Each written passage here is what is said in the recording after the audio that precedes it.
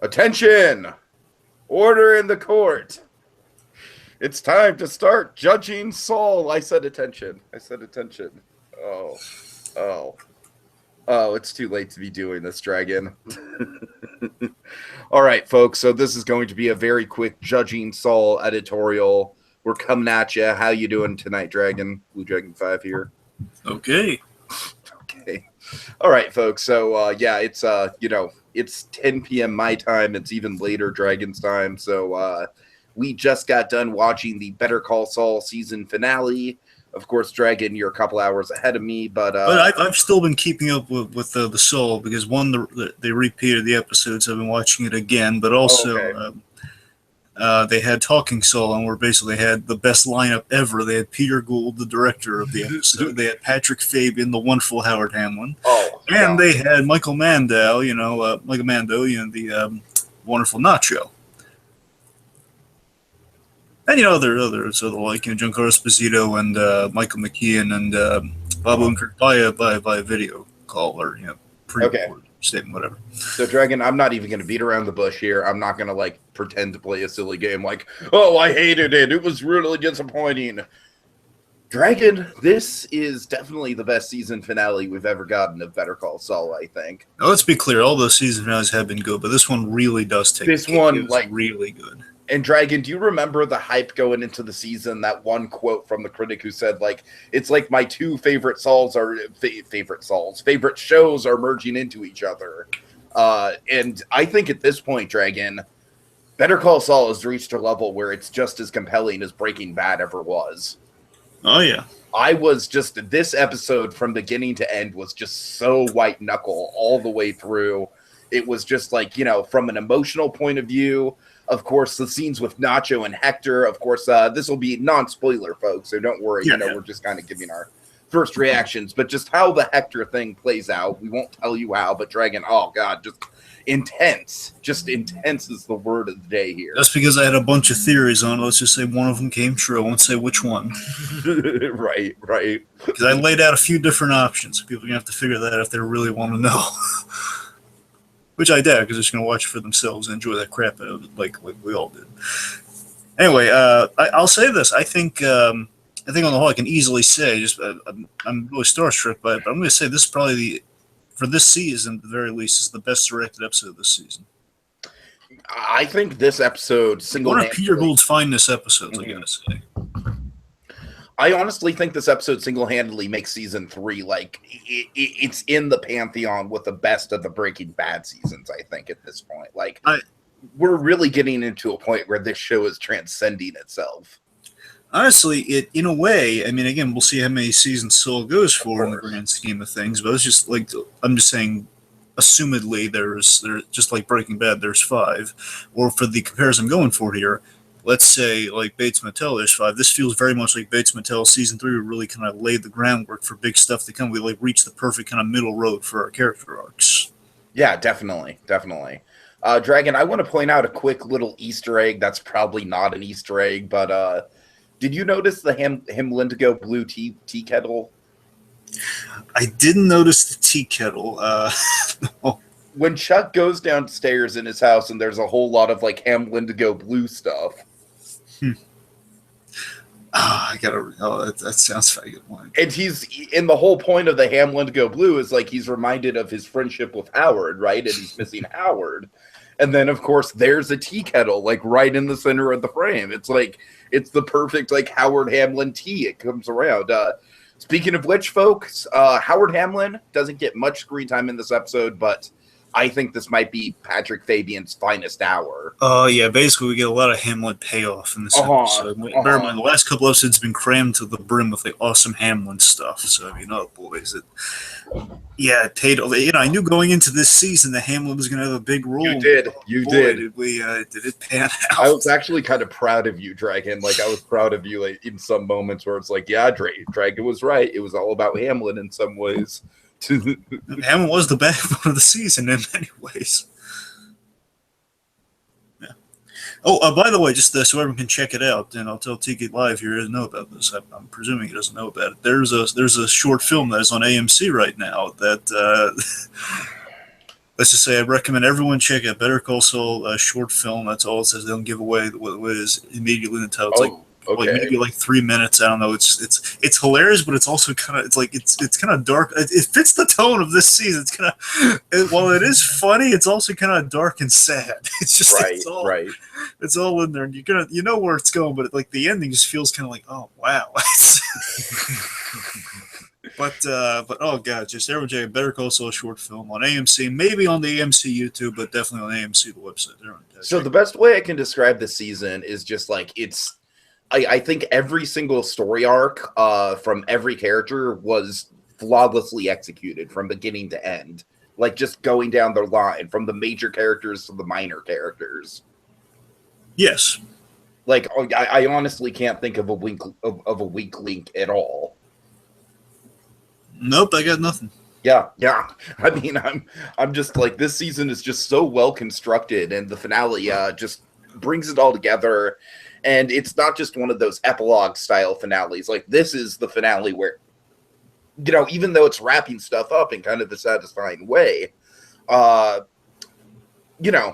it's still delivering some cataclysmic shit that we'll get into, of course, when we talk about our ultimate recap of the finale coming up soon. Because I mean, let's face it, is going on as some stuff. Yes.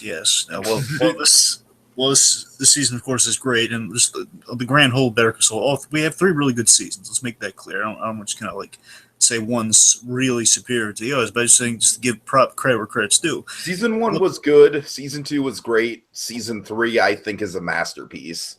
Sure.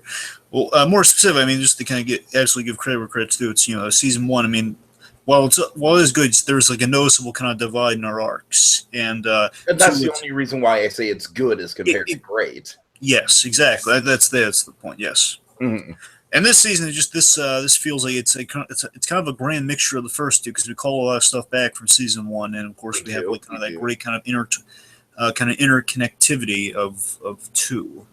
Mm-hmm. And basically, 2 had a lot of great undercurrents, and a lot of obviously that's throughout the season. Basically, the undercurrent of like cause and effect that we were introduced to in season 2. There's a lot of really great cause and effect stuff, like storylines that definitely connect into other episodes. And this season there's that all over the place. And like just saying, I'm definitely gonna really enjoy going over in the recap, just to kind of like tease it a little bit. Yeah. It's something really. A few things occurred to me, especially we have a fantastic teaser, which I kind of called. Our cold open, not teaser. But, yeah. I was about to say, like, wait, what was there something after the credits? Sorry, yeah. No, yeah, the cold open was fucking, absolutely fantastic. It was a brilliant bookend to the entire season, I think.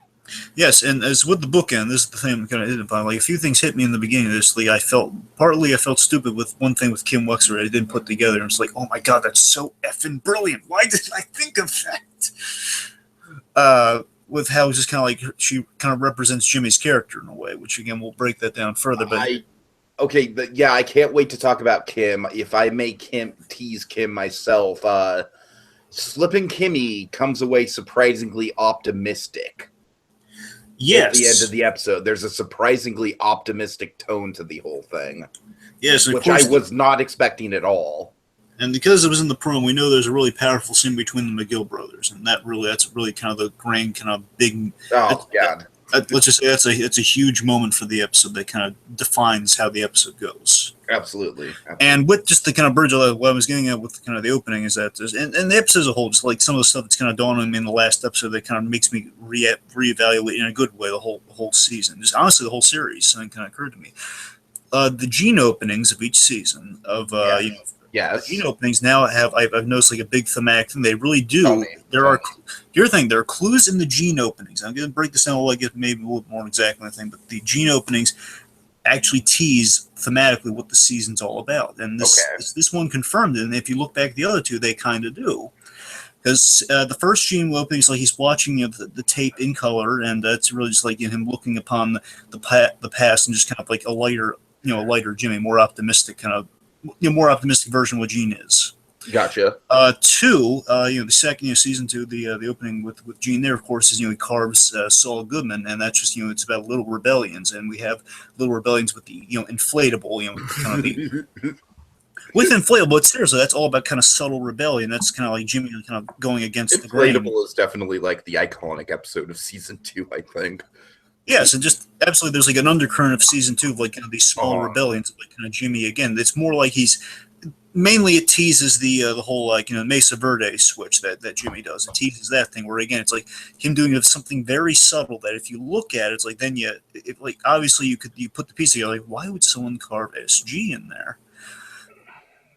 And basically kind of you're following the rules as Gene does in that scene, but at the same time again it's like it's that thing if you look at it and you really could pull a thread you might find something. Again, that's the whole Mesa Verde kind of 12-16 plot teased in there. And for this season with of course Gene's importantly what Gene does, a slip and a fall. Well, certainly yes, that very true. But there's also some other stuff too, where again he does something. He tries to morally correct something. He tries doing the right thing. He does something. Oh, okay. He's trying to correct something, and while he is doing he's doing something. He's doing the right thing instinctually, where he really doesn't.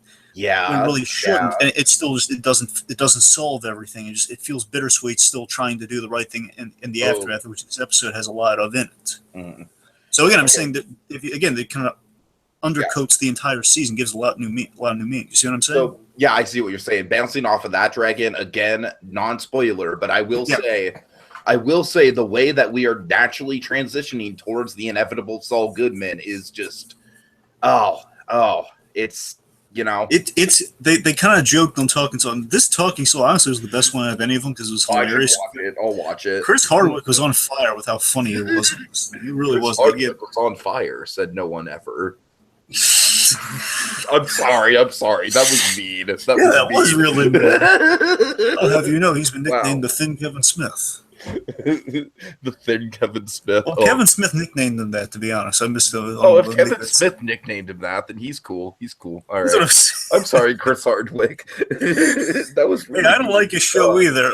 I don't like his animated show either, Sanjay and Craig, but I don't want to take the shots at him anyway. The point what I was getting at with it, they have a lot of Darth Vader jokes on there. Of course, like the ultimate turn to they made a hilarious no joke in Odin Kirky and no.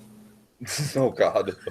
Yeah, basically saying like they're really building up the kind of the Saul Goodman turn. It's going to feel really very, very kind of like Anakin Skywalker-esque. It's kind of the turn of Goodman. Sure. I say like it's like going to be that one of those things like it's coming eventually, but it's like it's going to be when it happens, it's going to be so painful, and kind of like how Kevin Smith describes just bringing him up, I guess, just how Kevin Smith describes his reaction to the Anakin Skywalker thing. Oh my God, this is why Darth Vader's so mean.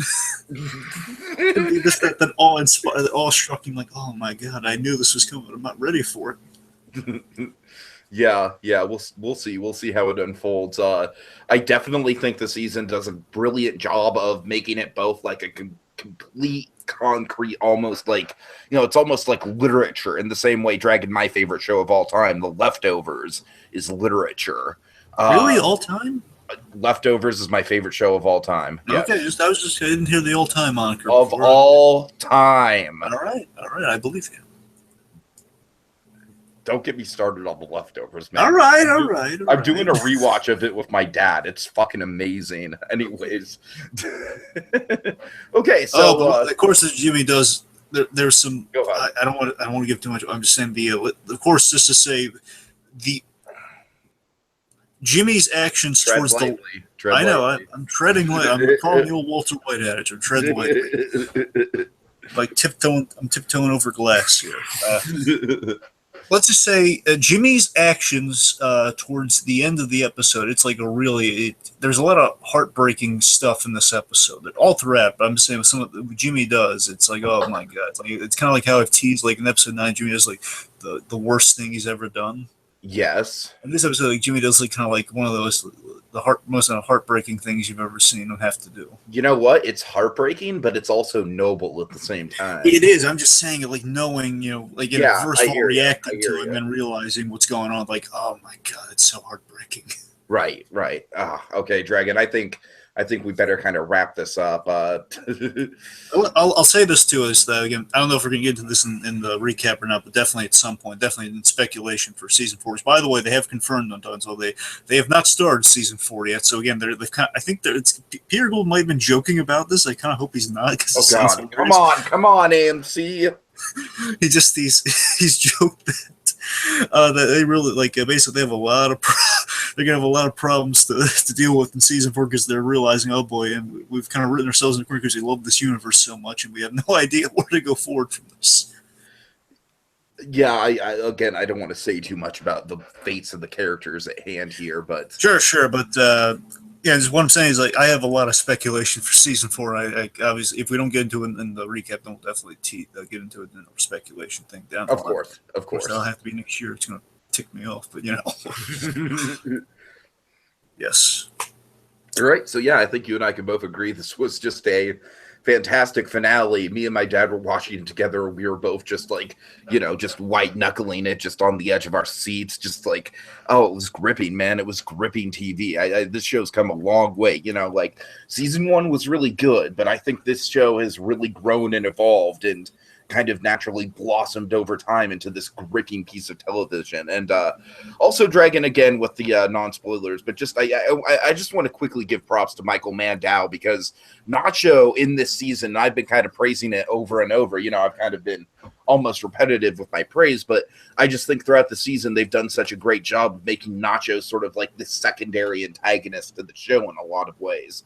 Like, he's the bridge, he's sort of the bridge to the criminal underworld in kind of a better way than even Mike is, I think. Whereas, let's remember, in the end goal of Nacho, most likely, I'm saying it's very likely, again, Ignacio to Nacho.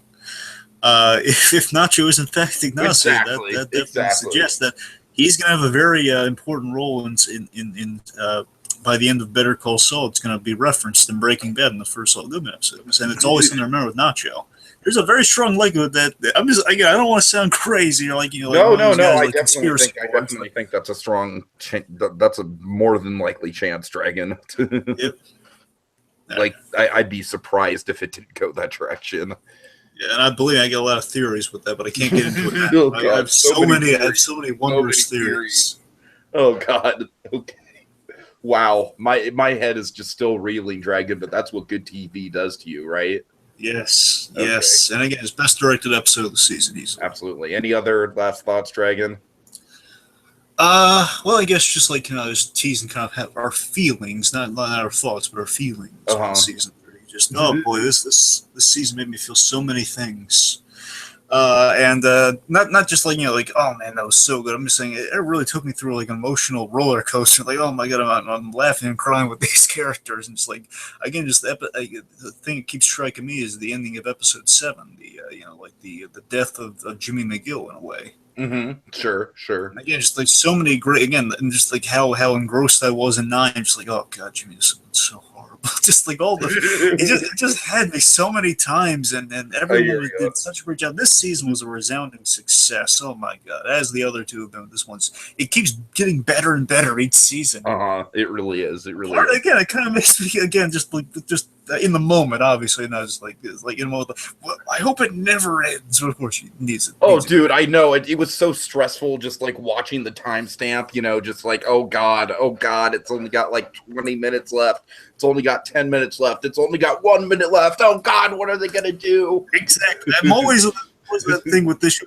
It's kind of the Bates Motel thing. It's not as bad as the Bates Motel thing in a good way. It's basically they save in Bates Motel. They always save the big the Bates Motel is probably one of the most binge-worthy shows because it always ends like a giant reveal, or not a cliffhanger, a big reveal, a big kind of. It never just ends. Bates Motel never had just an ending. It always had a big tease or a big bum bum bum, and you always know it's in the last it's an hour and change, and the change is always where the amazing stuff happens. And with Better Call Saul, it's all right, so they're going to push past a few minutes when they come back from commercial. Then our big kind of our artistic ending is going to happen. It's oh boy, it's exactly. We're watching the clock tick down. It's oh no, we're getting there. There's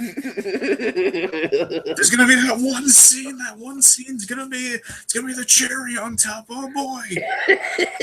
All right, Dragon. I think our excitement kind of speaks for itself. I can't wait to talk about this thing with you, man. I encourage everyone to spell out what the big reveal for season 4 is. There is a big reveal, but you got to put all the episode titles. Wait, are you serious? No, I'm not serious. It's a joke.